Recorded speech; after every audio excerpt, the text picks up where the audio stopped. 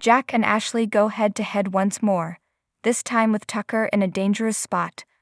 On today's episode of The Young and the Restless, Tucker bumps into Sharon, Johnny's choice unsettles Victoria, and Elena's suspicions are raised.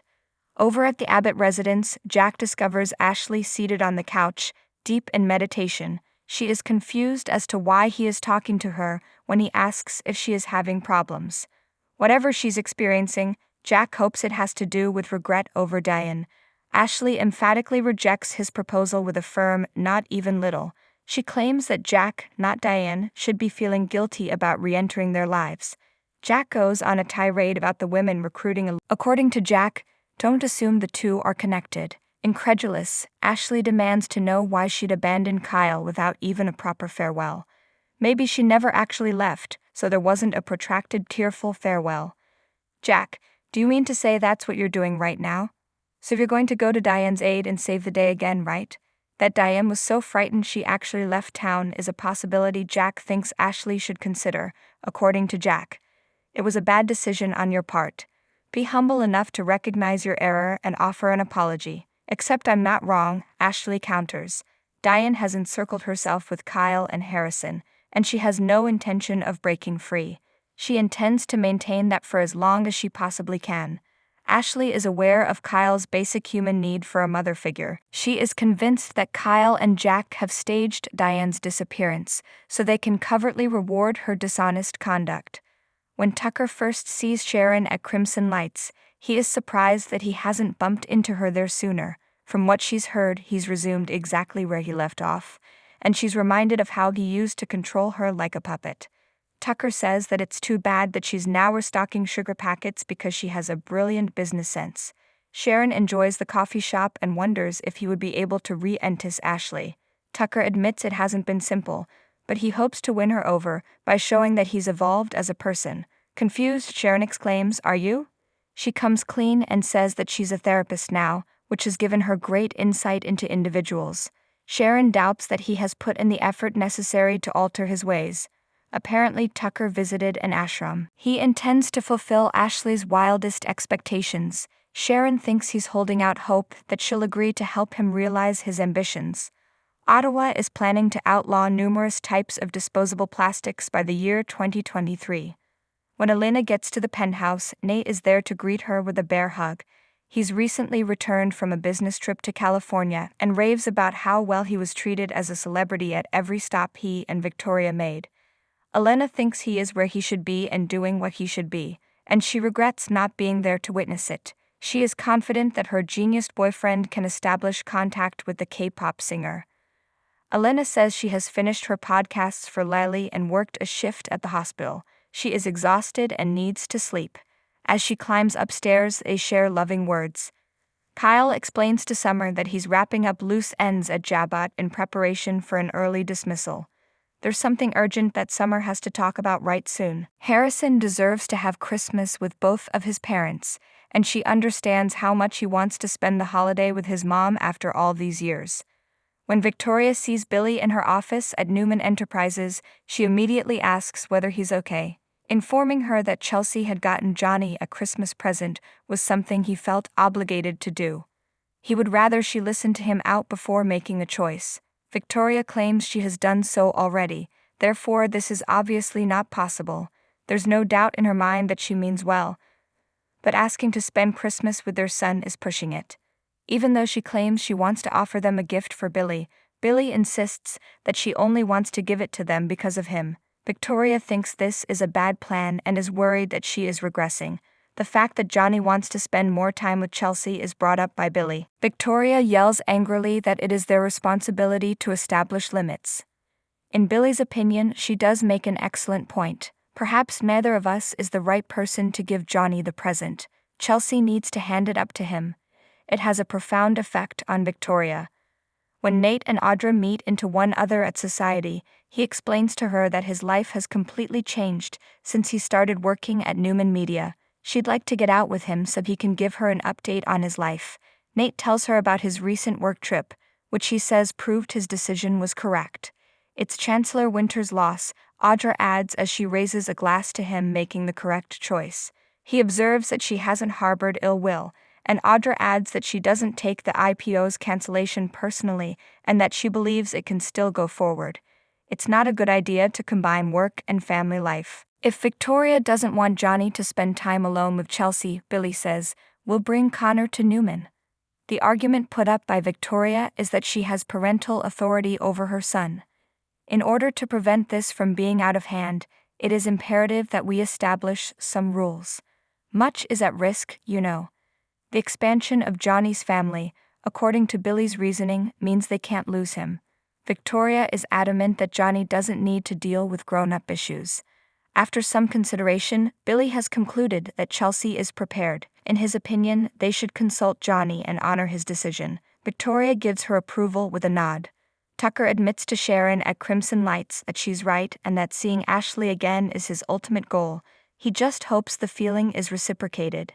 He's grouchy since Sharon apparently only sees his flaws. The question on Sharon's mind is if he still wants to wed Ashley or not. Tucker considers the possibility that there are several ways to create a strong connection with another person.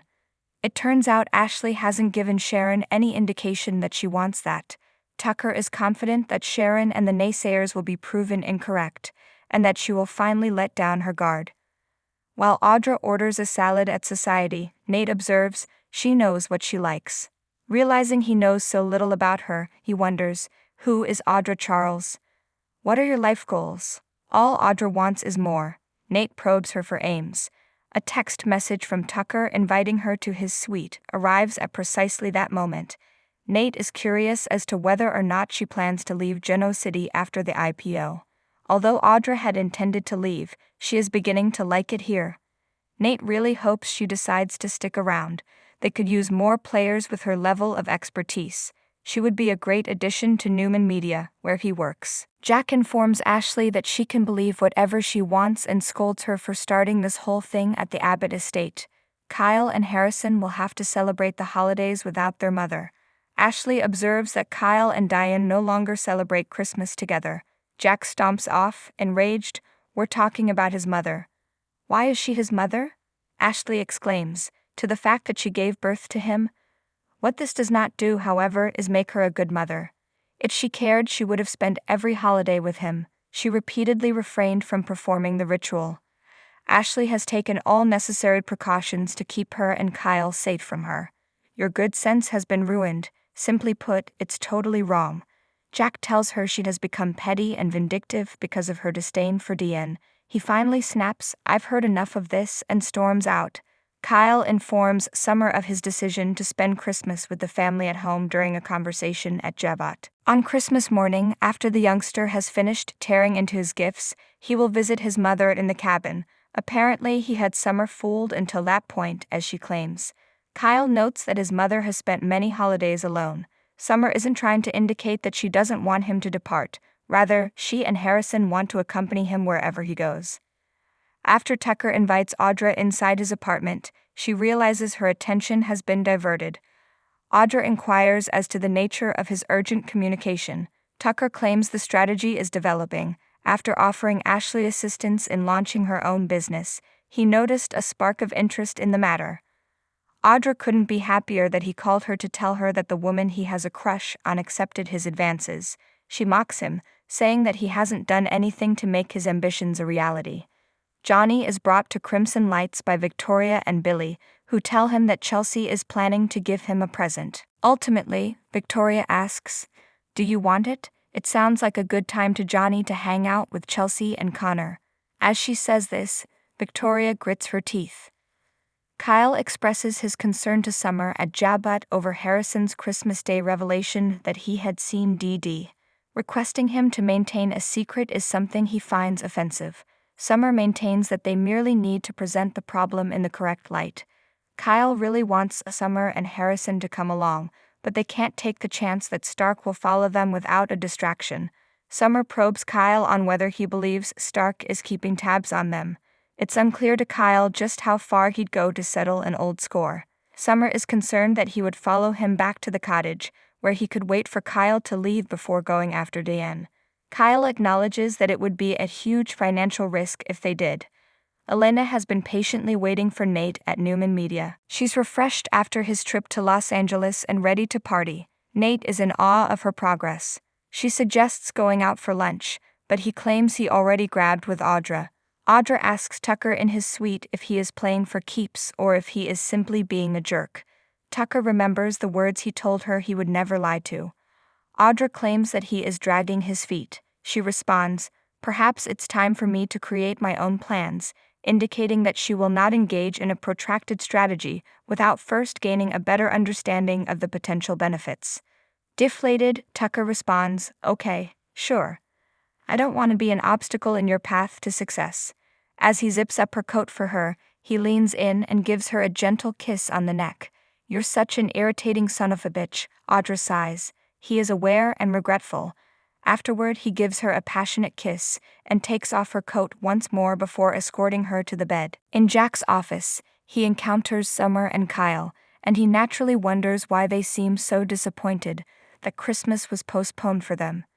Summer confirms that it was, and Kyle explains why they can't visit the property in safety. To paraphrase, "I can't take that chance. It's not worth the hassle." Summer insists they must eliminate Stark's influence. "Leave him to me," Jack says. There at Crimson Lights, Johnny assures Victoria that he need not meet Chelsea if she so chooses.